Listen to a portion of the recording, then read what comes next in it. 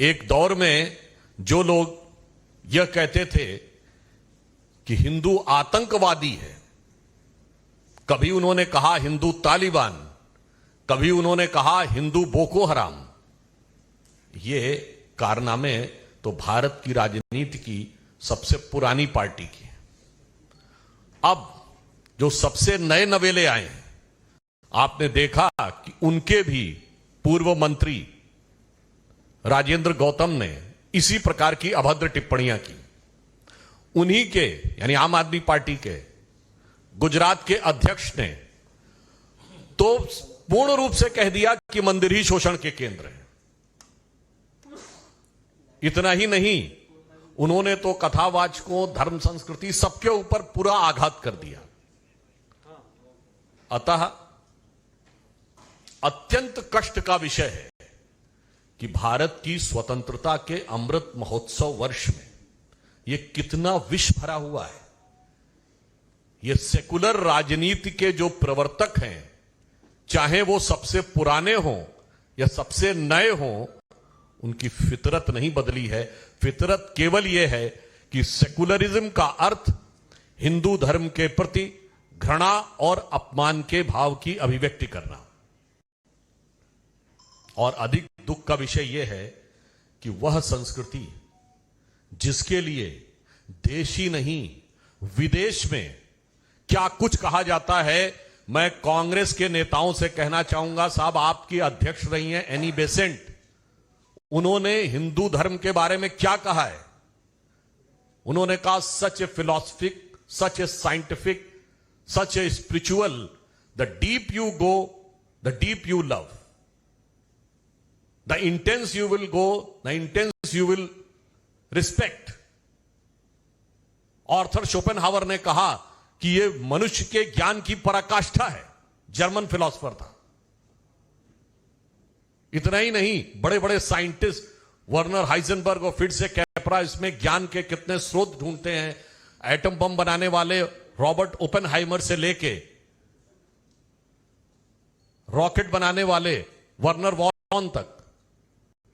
पर दुख की बात यह है कि राजनीति के लिए इस सीमा तक जाकर जो हो रहा है, तो हमें यह पूर्ण विश्वास है कि देश और प्रदेशों की प्रबुद्ध जनता इसको गंभीरता से देख रही है। और इस स्वतंत्रता के अमृत काल में जो माननीय प्रधानमंत्री जी ने कहा है कि अमृत महोत्सव से शताब्दी का वर्ष अमृत काल है, इसमें ये जितने भी विष बेले फैल रही हैं गुलामी की मानसिकता और गुलामी की विरासत से, इन सब से जनता मुक्ति दिलाएगी। और अंत में मैं सिर्फ यह कहना चाहूंगा कि इस बयान पर तथाकथित परम शिव भक्त हिंदू यानी जो कांग्रेस के चिर युवा नेता हैं, उनका क्या कहना है। और जब इस प्रकार की बातें हिंदू देवी देवताओं के लिए कही जाती हैं, तो भारत की राजनीति के बगुला भक्त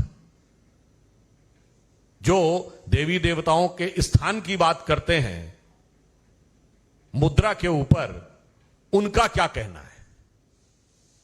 और मुझे आशा ही नहीं, पूर्ण विश्वास है, यदि आप सभी पत्रकार उनसे यह प्रश्न पूछेंगे तो आप देखिएगा कि उनके दोहरा चरित्र उभर कर सामने आ जाएगा। जब यह पार्टियां एक तरफ दूसरा आवरण मुखौटा और दूसरी तरफ दूसरा मुख लेती हैं, तो यह विषय सिर्फ हिंदू समाज के विरोध का नहीं है, यह विषय सिर्फ भारतीय समाज को छलने का नहीं है, यह विषय भारत की राजनीति में विश्वसनीयता के संकट का भी है। इन्हीं कारणों से नेताओं के प्रति विश्वसनीयता कम होती है। तो जो कोई भी यदि यह पंक्ति कहना चाहूंगा कि हिंदू हितों का हनन पंथ निरपेक्षवाद यदि करता है, तो समझो भारत के मर्म पर आघात वह करता है। धन्यवाद।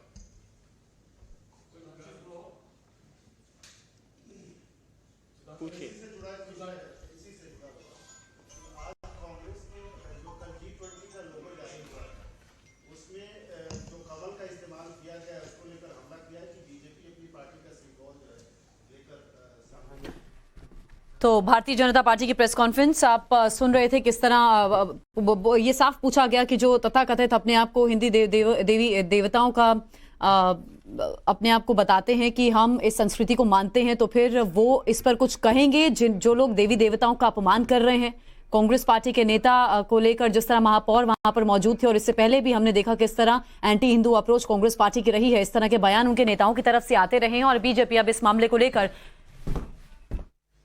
इंटेलेक्चुअल सुपर पावर बनना है या इकोनॉमिक सुपर पावर बनना है, तो लक्ष्मी जी भी कमल पर विराजती हैं और सरस्वती जी भी कमल पर विराजती हैं। तो जो कमल का विरोध करने की बात करते हैं, तो ये निश्चित रूप से भारतीय संस्कृति और हिंदू धर्म के प्रति एक और ये G20 समिट को लेकर के जो लोगो जारी किया गया उसको लेकर भी लगातार कांग्रेस पार्टी भारतीय जनता पार्टी पर, केंद्र सरकार पर हमलावर है। जो कमल का उसमें चिन्ह है उसको लेकर दरअसल सवाल उठा रही है। तो अभी आप सुन रहे थे भारतीय जनता पार्टी के सांसद को, वो ये कह रहे थे कि लक्ष्मी जी भी कमल पर ही विराजती हैं।